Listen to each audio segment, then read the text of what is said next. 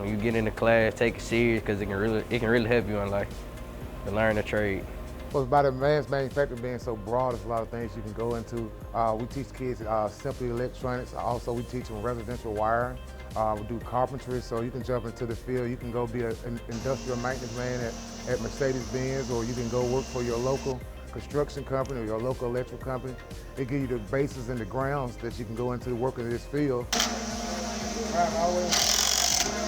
It taught me how to use different tools like the drill, the table saw, and I learned how to cut the wood with the table saw, build a chair, sand it, make it look good and stuff.